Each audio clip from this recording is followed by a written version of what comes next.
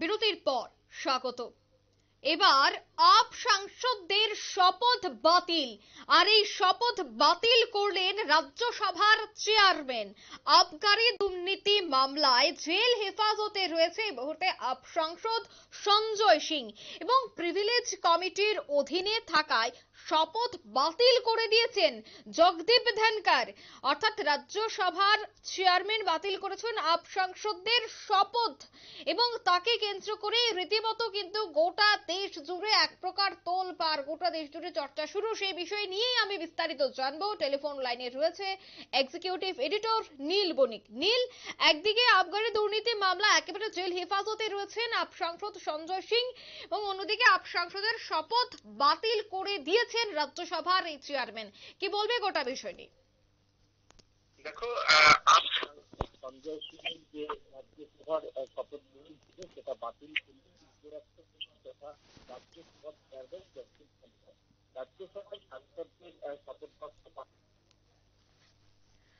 যান্ত্রিক গোলযোগের জন্য আমাদের যোগাযোগ বিচ্ছিন্ন হয়েছে। আমরা পুনরায় যোগাযোগ করার চেষ্টা করছি এক্সিকিউটিভ এডিটর নীল বণিকের সাথে।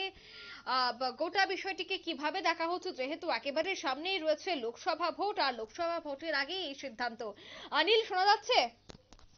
হ্যাঁ, একেবারে শোনা যাচ্ছে। তুমি শুনতে পাচ্ছ? বলো। দেখো, আর সঞ্জয় সিং তাকে শপথ গ্রহণ করার যে দায়িত্ব সংবিধান মতে সেটা হচ্ছে রাজ্যসভার সাংসদ তথা উপরাষ্ট্রপতি জগদীপ ধনকরের দায়িত্বে তিনি থাকেন। কিন্তু সেই ক্ষেত্রে জগদীপ ধনকর তার যে আপ সাংসদ সঞ্জয় সিং তার কিন্তু শপথ গ্রহণ প্রোগ্রাম সেটা বাতিল করে দিয়েছেন।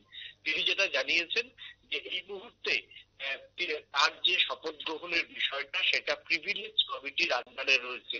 অর্থাৎ রাজ্যসভায় মানে যে সমস্ত সাংসদ তাদের সাংসদদের অন্যায় কিছু করলে বা সাংসদদের কোনো শাস্তি দিলে সেটা তার তার সমস্ত দিক খতিয়ে দেখে প্রিভিলেজ কমিটি। প্রিভিলেজ কমিটির জানিয়েছেন জগদীপ ধনকর। কেন পাঠিয়েছেন? এই আবগারি দুর্নীতি মামলায় ইতিমধ্যেই অভিযুক্ত এবং থাকার সময়তেই তিনি রাজ্যসভার ভোটে জয়ী হয়। যে রাজ্যসভার ভোটে জেলে তাকে টিকিট দিয়েছে আপ, এবং তার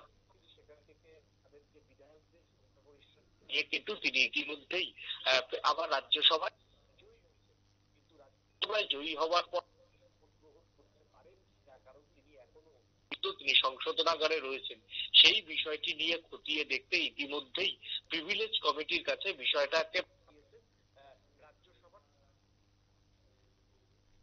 রাজ্যসভার সাংসদ।